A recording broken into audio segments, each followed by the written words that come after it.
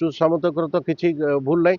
ପିଲା ପିଲାଙ୍କ ଭିତରେ 30-40 ହଜାର ପିଲା ଯୋଉଠି ଥିବେ, ଆମେ ଘରେ ଯେତେବେଳେ 7-8ଟା ପିଲା ଥିଲେ ଆମ ପିଲାଙ୍କ ଭିତରେ ତ ପୁଣି ବାଡ଼ିଆ ବାଡ଼ି ହେଇଯାଉଛେ ନା ନାଇଁ। ଆଉ ଘରେ ଯେତେବେଳେ ଥିବେ ସେତେବେଳେ ନିଶ୍ଚିତ ଭାବେ କୌଣସି ନା କୌଣସି ଜାଗାରେ ଛୁଆ ଛୁଆ ଭିତରେ ଗଣ୍ଡଗୋଳ ହବା ସ୍ୱାଭାବିକ। କି କାହାକୁ ଠେଲିଦେଲେ ମୁଣ୍ଡଟା ମାଡ଼ ହେଇଗଲେ କି ଅଚେତ ହବା, ଏଇଟା କିଛି ବଡ଼ କଥା ନୁହେଁ। କିଛି ଲୋକ ବିରୋଧ କରୁଥିବେ, ସାମାଜିକ କର୍ମୀ ସେମାନେ କିଛି ଆର୍ଥିକ ଦିଗରୁ ଲାଭବାନ ହେବେ। ଆଉ ଏସବୁ ସବୁ ପ୍ରକାର ଲୋକଙ୍କର ଟେଣ୍ଡେନ୍ସି ଅଛି, ବିଭିନ୍ନ ଲୋକଙ୍କର ବିଭିନ୍ନ ଟେଣ୍ଡେନ୍ସି ଅଛି। ସେ ହୁଏତ ସେ ଦିଗରେ ବି କିଛି ପାଉଥିବେ। ମାନେ ଏଇ ଯେଉଁ ସଂଗଠନ ଆଜି ଏଠି ସବୁମାନେ ପାର୍ଟି କରୁଛନ୍ତି, ଅନ୍ୟ ଆଡ଼େ ଯେତେବେଳେ କୋରାପୁଟରେ ମରୁଛନ୍ତି ଏଇ ସଂଗଠନ ସେଠି ଯାଇ ଦାବି କରୁଛନ୍ତି କି ସେ ଗୋଟେ ୱାର୍ଲଡ ୱାଇଜ୍ ଅର୍ଗାନାଇଜେସନ୍। ଯଦି 40,000 ପିଲା KG1 ରୁ PG ପର୍ଯ୍ୟନ୍ତ ପାଠ ପଢ଼ୁଛନ୍ତି। ଆଜିକାଲି ବର୍ତ୍ତମାନ ଯେମିତି ମାଓବାଦୀ ପ୍ରବଣ ଏରିଆରେ ଏତେ ଗୁଡ଼ିଏ ଛୁଆଙ୍କୁ ନେଇକି ଜଣେ ଲୋକ ଯେଉଁ ଉପାୟରେ ହଉ ପଛେ, ସରକାରୀ ହଉ ବେସରକାରୀ ହଉ, ତାଙ୍କୁ ନେଇ ରଖି ଯେଉଁ ଚିନ୍ତାଧାରା ଭିତରେ ଡକ୍ଟର ଅଚ୍ୟୁତ ସାମନ୍ତ ଯେଉଁ ପ୍ରୟାସ କରିଛନ୍ତି, ସେ ପ୍ରୟାସକୁ ସ୍ୱାଗତ କରିବା କଥା।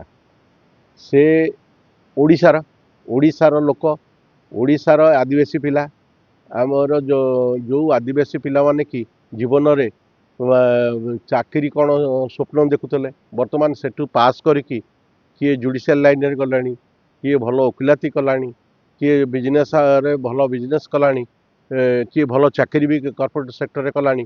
ଏସବୁ ଯେତେବେଳେ ଜଣେ ଲୋକ ନେଇ ତାଙ୍କୁ ଗୋଟେ ମୁଖ୍ୟ ସ୍ରୋତରେ ସାମିଲ କରିପାରୁଛି, ଆମେ ସେ ଲୋକକୁ ସାଲ୍ୟୁଟ୍ କରିବାନି। ଆମେ ଗାନ୍ଧୀ ଗୋପବନ୍ଧୁକୁ ଦେଖିନେ, ତାଙ୍କର ଯେଉଁ ତାଙ୍କର କାର୍ଯ୍ୟାବଳୀ, ମାନେ ଲୋକଙ୍କୁ ଦରିଦ୍ର ଲୋକମାନଙ୍କୁ ସାହାଯ୍ୟ କରିବାର ଯେଉଁ ମନୋବୃତ୍ତି ଥିଲା, ସେ ପ୍ରବୃତ୍ତିକି ଇଏ ବୃତ୍ତି ଭାବେ ଗ୍ରହଣ କରିକି ଇଏ କାର୍ଯ୍ୟ କରୁଛନ୍ତି। ଆଉ ଏଥର ଅଚ୍ୟୁତ ସାମନ୍ତଙ୍କର ତ କିଛି ଭୁଲ ନାହିଁ। ପିଲା ପିଲାଙ୍କ ଭିତରେ 30-40 ହଜାର ପିଲା ଯୋଉଠି ଥିବେ, ଆମେ ଘରେ ଯେତେବେଳେ 7-8ଟା ପିଲା ଥିଲେ ଆମ ପିଲାଙ୍କ ଭିତରେ ତ ପୁଣି ବାଡ଼ିଆ ବାଡ଼ି ହେଇଯାଉଛେ ନା ନାଇଁ। ଆଉ ଘରେ ଯେତେବେଳେ ଥିବେ ସେତେବେଳେ ନିଶ୍ଚିତ ଭାବେ କୌଣସି ନା କୌଣସି ଜାଗାରେ ଛୁଆ ଛୁଆ ଭିତରେ ଗଣ୍ଡଗୋଳ ହବା ସ୍ୱାଭାବିକ। କି କାହାକୁ ଠେଲିଦେଲେ ମୁଣ୍ଡଟା ମାଡ଼ ହେଇଗଲେ କି ଅଚେତ ହବା, ଏଇଟା କିଛି ବଡ଼ କଥା ନୁହେଁ। ଗୋଟେ ଅନୁଷ୍ଠାନରେ, ସବୁ ଅନୁଷ୍ଠାନରେ, ଗୋଟେ ଅନୁଷ୍ଠାନ ନୁହଁ, ସବୁ ଅନୁଷ୍ଠାନରେ କାଁ ଭାଁ ଏସବୁ ଜିନିଷ ଗୋଟେ ଦୃଷ୍ଟାନ୍ତମୂଳକ ଭାବରେ ହେଉଛି। ଏଇଟାକୁ ବି ସେମାନେ ବି ନଜର ରଖିଥାନ୍ତି। କେତେବେଳେ କେଉଁ ଅଘଟଣ ଘଟିବ କିଏ କହିପାରିବ। ଅକସ୍ମାତ ଭାବରେ ହଠାତ୍ କେଉଁ ଜାଗାରେ ନିଆଁ ଜଳିଗଲା, ସେଇଟା ତ ମାନେ ଇଏ ସେଥିରେ ମ୍ୟାନେଜମେଣ୍ଟ କ'ଣ, ମ୍ୟାନେଜମେଣ୍ଟ ତା ଜିନିଷ ସବୁ ଲଗେଇଛି, ତା କାର୍ଯ୍ୟକ୍ରମ ସବୁ କରୁଛି। ତା ସହିତ ପିଲାମାନଙ୍କର କୋଉଠି ନା ବଚସା ହେଲା, ଯେଉଁ ସମୟର ପିଲା ସବୁ ନବମ ଦଶମ, ଆଉ ତାଙ୍କ ଭିତରେ ଗୋଟେ ଛୋଟ ଘଟଣାକୁ ନେଇକି ଯାହା ସବୁ ଘଟୁଛି, ଆମେ ତାକୁ ଏତେ ସିରିୟସ୍ ନେବାନି। କାରଣ କୋର୍ଟରେ ସେଟା ବିଚାରାଧୀନ ଅଛି। ଯେଉଁମାନେ ଦୋଷୀ ସେମାନଙ୍କୁ ମଧ୍ୟ ପୋଲିସ ତାକୁ ନେଉଛନ୍ତି। ଆଉ ଯେଉଁ ପିଲାମାନେ ବି ପିଲାଟିକୁ ନିର୍ମମ ଭାବେ ମାରି ଦେଇଥିଲେ ସେମାନେ ମଧ୍ୟ ଜେଲରେ ଅଛନ୍ତି।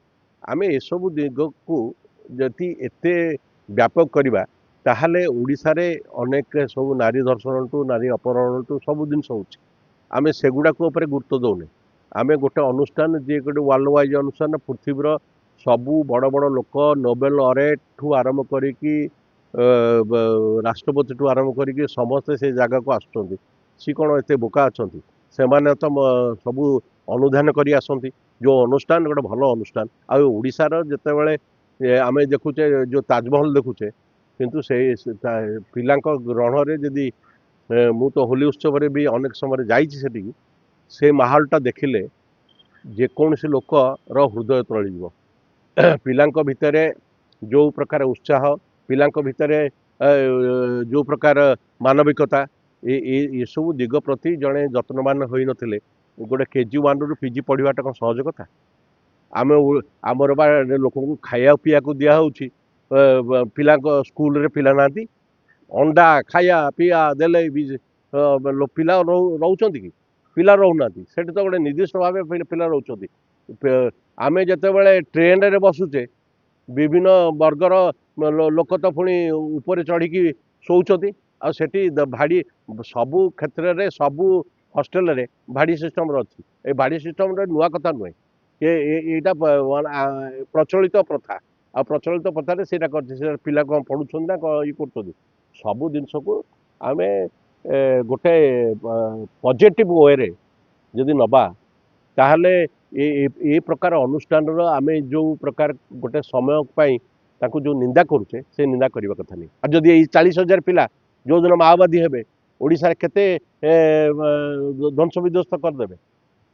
ସବୁ ଜିନିଷକୁ ସବୁ ଦିଗ ପ୍ରତି ଯେହେତୁ ଆମେ ସାମ୍ବାଦିକତା ଲାଇନରେ ରହିଛେ ସବୁ ସଚେତନତାର ବାର୍ତ୍ତା ଆମ ମିଡ଼ିଆ ଜରିଆରେ ଦେବା ଉଚିତ। ଭଲ କଥା ସବୁବେଳେ ପାଇଁ ଭଲ, ଖରାପ କଥା ସବୁବେଳେ ପାଇଁ ଖରାପ। କିଛି ଚାହୁଁନାହାନ୍ତି, କିଛି ଲୋକ ବିରୋଧ କରୁଥିବେ ସାମାଜିକ କର୍ମୀ ସେମାନେ କିଛି ଆର୍ଥିକ ଦିଗରୁ ଲାଭବାନ ହେବେ। ଆଉ ଏସବୁ ସବୁ ପ୍ରକାର ଲୋକଙ୍କର ଟେଣ୍ଡେନ୍ସି ଅଛି, ବିଭିନ୍ନ ଲୋକଙ୍କର ବିଭିନ୍ନ ଟେଣ୍ଡେନ୍ସି ଅଛି। ସେ ହୁଏତ ସେ ଦିଗରେ ବି କିଛି ପାଉଥିବେ। ମାନେ ଏଇ ଯେଉଁ ସଂଗଠନ ଆଜି ଏଠି ଯେଉଁମାନେ ପାର୍ଟି କରୁଛନ୍ତି ଅନ୍ୟ ଆଡ଼େ ଯେତେବେଳେ କୋରାପୁଟରେ ମରୁଛନ୍ତି ଏଇ ସଂଗଠନ ସେଠି ଯାଇ ଦାବି କରୁଛନ୍ତି। ଆମକୁ ଯେହେତୁ ଭୁବନେଶ୍ୱରରେ ହେଉଛି ଭୁବନେଶ୍ୱରରେ ମିଡ଼ିଆ ସର୍କଲଟା ବହୁତ ଷ୍ଟ୍ରଙ୍ଗ ଅଛି ସେଥିପାଇଁ ଆମେ ଯାଉଛୁ ଭାରି ଭୁଷୁକିନା ୟା ଘରେ ତା ଘରେ କିନ୍ତୁ କାହା ଘରେ ତ ପଶିବାର ଆମର ଅଧିକାର ନାହିଁ। ଆମେ ଯେହେତୁ ସାମ୍ବାଦିକତା କରୁଛେ ସବୁ ଶାଳୀନତା ସବୁ ସଂଯମତା ରଖି କାର୍ଯ୍ୟ କରିବା ଦରକାର। ଆଉ ଯେଉଁଟା ଭଲ କଥାଟାକୁ ଆମେ ସବୁବେଳେ ଗ୍ରହଣ କରିବା ଦରକାର। ନିଜସ୍ୱ ଏକ ଗଣମାଧ୍ୟମ କହୁଛି ଯେ ଡିଜିଟାଲ ମିଡ଼ିଆ କିମ୍ବା ୟୁଟ୍ୟୁବ ଚ୍ୟାନେଲ ଗୁଡ଼ିକୁ ଅର୍ଥ ଲୋଭ ଦେଖାଇକି ରଖିତ ସେମାନେ ତାଙ୍କ ମୁହଁ ବନ୍ଦ ସିଏ କାହାକୁ କିଏ ମୁହଁ ବନ୍ଦ କଲା? ଇଏ ମାନେ ସେମିତି କହିଦେବାଟା ମୁହଁରେ କହିଦେବାଟା ସହଜ। ମାନେ ଡିଜିଟାଲ ମିଡ଼ିଆ ଯୋଗୁଁ ଆଜି ଓଡ଼ିଶାରେ କ'ଣ ଭାରତ ବର୍ଷରେ ଅନେକ ପରିବର୍ତ୍ତନ ଘଟୁଛି। ସବୁବେଳେ ସତ କଥା ଡିଜିଟାଲ ମିଡ଼ିଆ ଦେବା ଦରକାର। ଆଉ ପ୍ରତି ଡିଜିଟାଲ ମିଡ଼ିଆ ଯେ ଖରାପ କଥା ଦେଖାଉଛନ୍ତି ତା ବି ନୁହେଁ।